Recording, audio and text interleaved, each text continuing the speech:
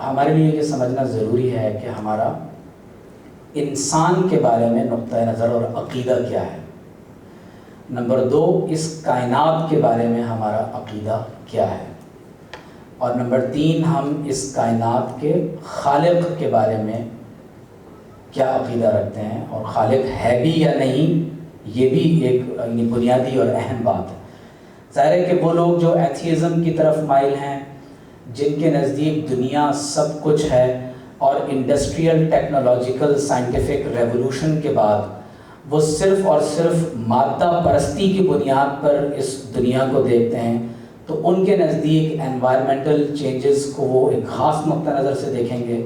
اور اہل اسلام جو اللہ تبارک و تعالیٰ کے وجود اور توحید کے قائل ہیں اور اس کائنات میں دنیا کو آخرت کی کھیتی سمجھتے ہیں، اور ان کے نزدیک ان کا ہر عمل آخرت کے پرسپیکٹو میں ایگزامن کیا جانا ہے. یعنی میں اگر ایک گلاس پانی پیتا ہوں تو ایک صاحب ایمان ہونے کی حیثیت سے مجھے یہ بھی دیکھنا ہے کہ اس کا آخرت میں امپیکٹ کیا ہوگا.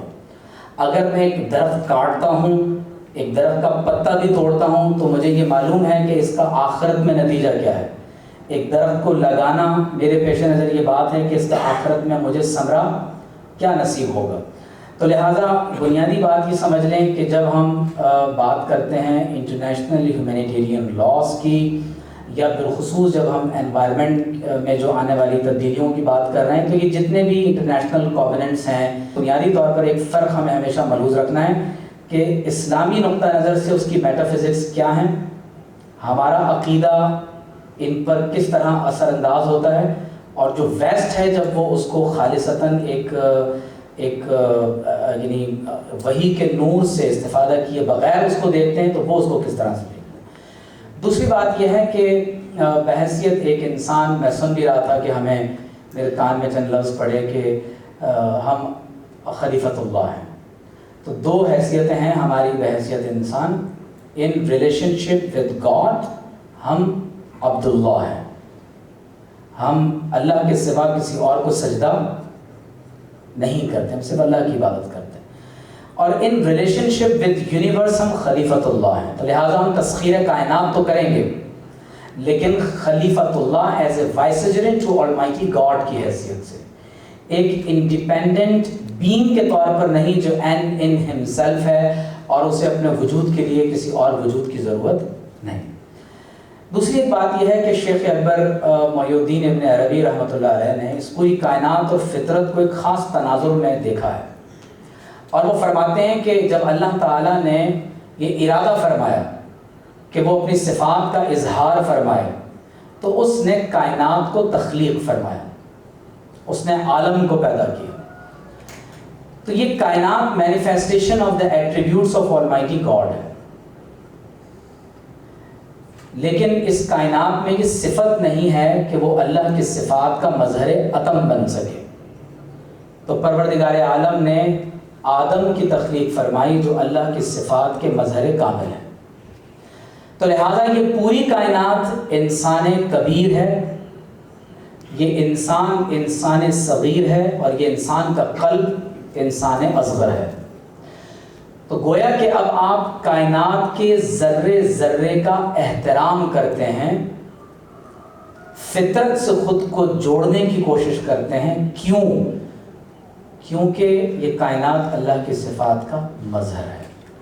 لہذا اب کسی درخت کو کاٹنا، کسی چیونٹی کو مسلنا، اس فضا کو آلودہ کرنا، یہ تمام باتیں آپ کے پیش نظر اس لیے رہیں گی کہ یہ اللہ تبارک و تعالیٰ کی صفات کا مظہر ہے، اور یہ انسان اس کا مظہر کامل ہے. پھر آپ دیکھیے کہ ہمارے ہاں ایک ڈیبیٹ ہے آداب اور حقوق کی. آپ علیہ السلام نے کیا فرمایا کہ راستے کے حقوق ادا کرو.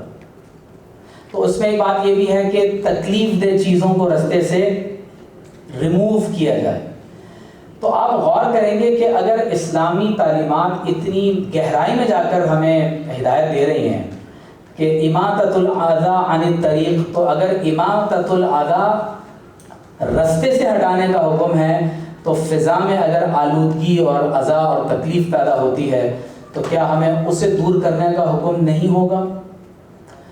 پھر یہ حدیث یقیناً زیر بحث آئی ہوگی کہ اگر تمہارے ہاتھ میں ایک پودا ہے اور قیامت تمہیں معلوم ہے کہ اب آنے والی ہے، تو تم اس پودے کو لگا دو. اور حضور علیہ السلام نے فرمایا کہ سب سے بہترین صدقہ اگر کوئی ہو سکتا ہے تو وہ پانی کا صدقہ ہے.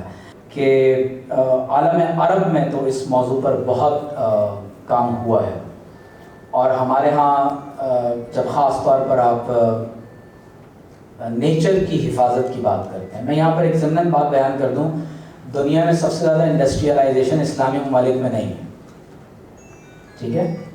غیر مسلم ممالک نے اس میں زیادہ ترقی کی ہے، جس میں امریکہ اور یہ سارے عالمی جو بڑے بڑے ادارے ہیں وہ آپ کو نظر آتے ہیں. تو دنیا میں سب سے زیادہ اگر آپ کو انوائرمنٹ کو تباہی اور نقصان پہنچتا ہوا آپ دیکھیں گے تو ان ممالک کی طرف سے زیادہ ہے جو انڈسٹریلائزیشن کی طرف زیادہ چلے گئے. اور ظاہر ہے کہ ہم کیونکہ اس وقت ترقی پذیر ممالک میں ہیں تو ہمارے ہاں تو گاڑیوں میں سے دھواں بھی نکلتا ہے. وہاں تو اب گاڑیاں جو ہے وہ سولر سسٹم سے لے کر اب ای کارز جو ہے وہ ظاہر ہے کہ زیادہ بڑے پیمانے پر چل رہی ہیں. تو ضرورت اس امر کی ہے کہ ہم اپنے گرد و پیش کے ماحول کو بھی پاک صاف رکھیں، اور اپنے وجود کے ذریعے سے نکلنے والی جو ناپاکیاں اور آلائشیں ہیں ان کو بھی ہم پاک صاف کریں. ہمارے ہاں جو سیوریج سسٹم میں پاک اور ناپاک پانی ہم مکس اپ کر دیتے ہیں، یعنی غسل خانے کا پانی، واش روم کا پانی اور کچن کا پانی ہمارے ہاں وہ ایک ہی گٹر میں جا رہا ہے. تو نتیجتاً جو پاک پانی ہوتا ہے یا پانی جو ٹاکسک نہیں ہے وہ پورا پانی سارے کا سارا ٹاکسک واٹر میں چینج ہو جاتا ہے. نتیجتاً ہمارے ہاں آپ زمین کھود کر دیکھیں کتنی غلاظتیں ہمارے زمین میں موجود ہیں. ہمارے ہاں سمندر میں جب وہ پانی پھینکا جاتا ہے تو وہاں غلاظتیں ہمارے ہاں اس قدر پانی پولیوٹ ہمارا ہو رہا ہے. تو باہر ممالک میں تو انہوں نے اپنے ٹاکسک واٹر کو نان ٹاکسک واٹر سے الگ کر دیا ہے. ہمارے ہاں ابھی تک یہ سلسلہ باقاعدہ جو ہے وہ شروع نہیں ہو سکا.